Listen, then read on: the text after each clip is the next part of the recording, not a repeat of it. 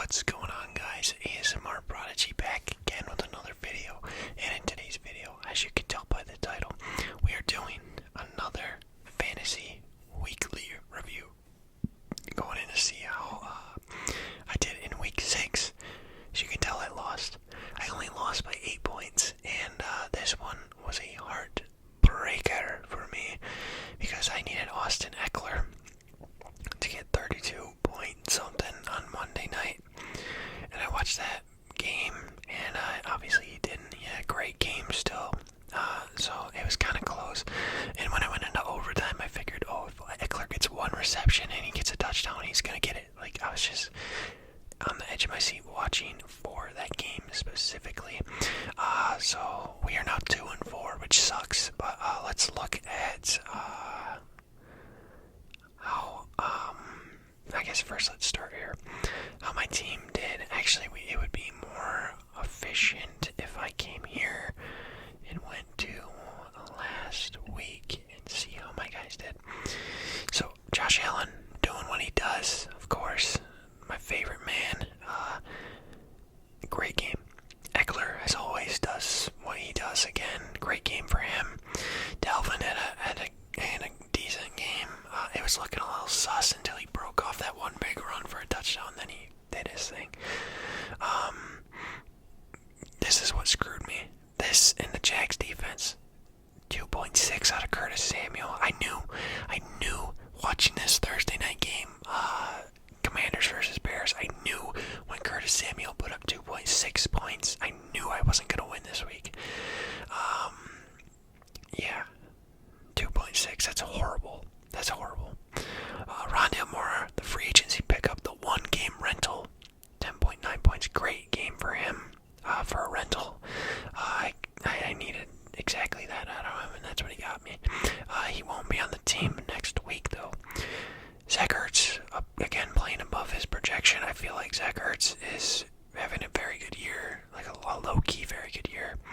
David Montgomery played below average, but you can't even be mad at him. I don't know why Khalil Herbert was getting so many carries. David Montgomery's a beast. Watching that game, I talked about this in the video yesterday. There is so, like, when you're watching a game specifically for one player and you're just watching that one player, there is so many opportunities that are missed with that player. Like David Montgomery on the last play of the game, that like out route fade to Darnell Mooney in the end zone. David Montgomery was wide open on the left side doing a little wheel route. Wide open, I mean. And if Justin Fields would have looked at least a little bit to his left, David Montgomery could have crawled into the end zone with a touchdown. But 9 points, I'm okay with him doing that. Just for this 1 week, though. Jags defense, they're off my team. I can't have that. That, quite frankly, could have threw my week off. Imagine if Eckler would have got 4 more points, and then this happened and I lose by 4 because my defense gets negative 4 points. McPherson, good for him. Allen didn't play, James Conner didn't play, Brandon Cooks didn't play, and Rod didn't play because of the bye weeks. Freiermuth didn't play either, so I had 2 guys on the bench that were actual players, and then Melvin Gordon did 0.8, so he's not even a real, I wouldn't even really consider that a player. And Michael Carter with 5.7 points. So, yeah, this is how my team did this week. Everyone didn't really perform well. They either performed what they were up to or below, except Eckler. So, yeah, that's how they did that week. I guess let's look at the stats, how they did. That's on the year. Can I see week 6 stats? No. Why? Oh, it's right here. I learned this the other day. Josh Allen, 27 for 40, 3 touchdowns, 329 yards, and this fumble was bullshit. It was on the receiver because Josh Allen had the receiver wide open. It was a little shovel pass, but the receiver just was like, oh, ball's not coming to me, I guess. 12 carries, that's a lot of carries for Josh Allen. 32 yards, that's not really a lot of yards for 12 carries. It's right around 3 per carry.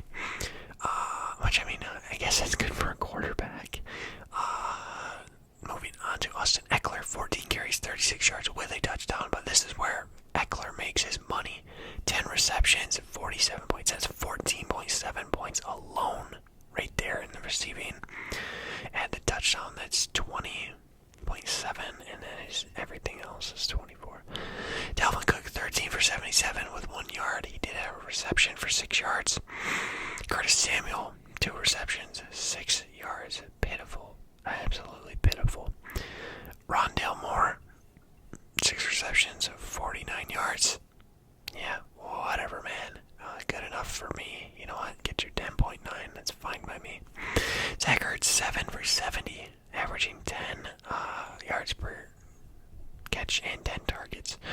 Great. That's great stuff out of Zach Ertz. 15 attempts, 67 yards for David Montgomery. That's honestly not horrible. He did have a reception for 13 yards. And then I come down to the bench. Michael Carter, 6 for 41, and he did have a reception for 6 yards. And then Melvin Gordon got 3 carries the entire game. That's crazy. He's off the team. I will spoil something for you guys. Melvin Gordon's off the team. Jags defense off the team. Rondale Moore's off the team. And I think Curtis Samuel is on my bench. I do have 2 pending moves right now. I'm going to try and get Dak Prescott because Josh Allen's on a bye this week. I'm going to try and pick up Dak. He's playing the Lions, which should be, a field day. And then it looks like someone else has claimed for Etienne. I claimed Etienne because I'm getting rid of Melvin Gordon. Yeah. I don't know if I mentioned him when I said who was getting off the team. Anyways, that's how they did week 6. So let's go back to where I was earlier. Oh, my lineup. Yeah, we gotta wait for stuff to process. You see I got 2 empty bench spots. And that's where I'm looking for Etienne, because I don't want to start James Conner. As you see, Dalvin Cook and Josh Allen have a bye this week for me. I don't want to start James Conner anyway, and he's questionable, so I need a halfback. That's why I tried to pick up Etienne, but I think what this means is that someone is ahead of me for Etienne, but not Dak. My waiver list, I'm 4 out of 8. So one of these guys picked up, tried to pick up Etienne, I think, but we'll see. We'll see. It comes in tomorrow. It's only Tuesday right now, so I have time. Let's go over and look at players. Let's see, are there any other halfbacks that are worth me picking up? I don't think I'm going to pick up Tony Pollard. I might just rock and put Michael Carter. I might give Michael Carter a fringe start. Wow, Javonte Williams is still this high up on here, even though he is out for the year. That must be like keep 'em leagues or something. Yeah, so we are definitely gonna have to get a quarterback for this week, because obviously I don't have one on my bench. And I figured with the way Josh Allen is and how he plays, when I drafted him, I know earlier in the year I stashed Carson Wentz on my bench when he was playing good, but I figured I don't need a quarterback on my bench taking up room unless they're playing very good, and I don't want someone else to have them, because I'll just pick up someone. This is only an 8-man league. I'll just pick up someone who is good enough for a fringe start, and that's perfect. Dak Prescott coming off of injury and playing the Lions. The Lions defense is historically bad, so I think he'll be able to piece up, find people like CeeDee Lamb, even Noah Brown. Noah Brown's been playing good for them. I'm excited for a healthy Amon-Ra St. Brown to be getting back into my lineup. That makes me happy.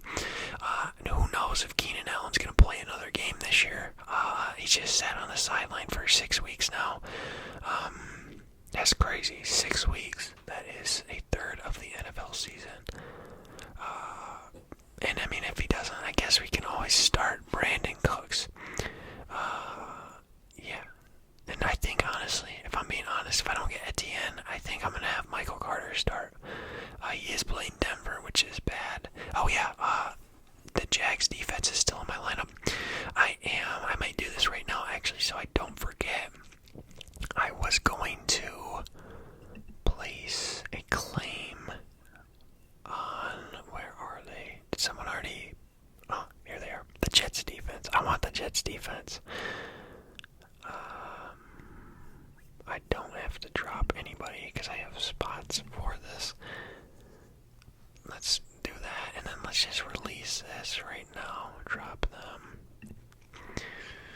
Yep, okay, there we go. So we're going to have to get a defense regardless, but like I said, it's an 8-man league. Even if the 8 best defenses in the league are gone, we will have the 9th best defense.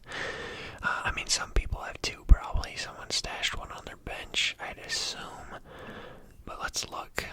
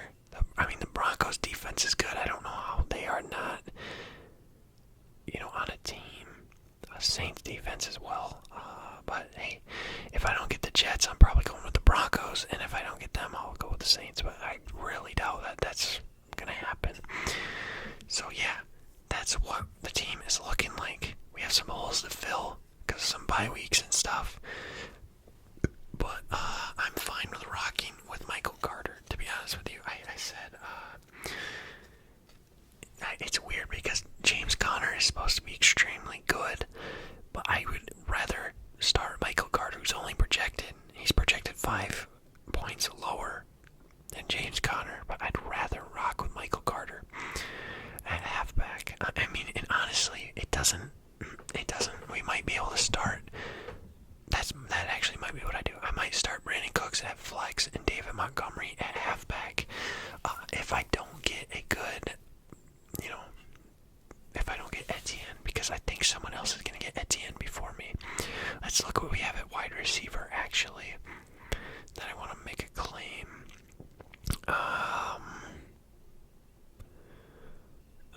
Maybe, there's no way Rondale Moore is going to get that many points. He's got way too many weapons in Arizona. I know this guy's been getting a shit ton of looks in Indianapolis. We'll see.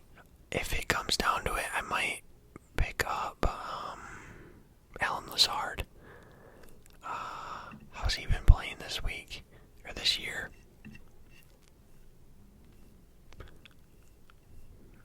Why is it showing me by year? This is weird. I guess we'll look here. He's played 5 games. He's got 20 receptions on 34 targets, 285 yards. He's got 4 touchdowns. I figured Alan Lazard. I wanted to draft Alan Lazard. Where the hell am I? How did I get here?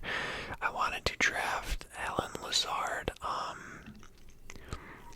coming into the draft, but unfortunately he got taken before me because I thought he was going to be the number 1 target in Green Bay, but he hasn't really gotten that many looks. I feel like obviously he has, but I don't think he's got number 1 target looks like I figured he would.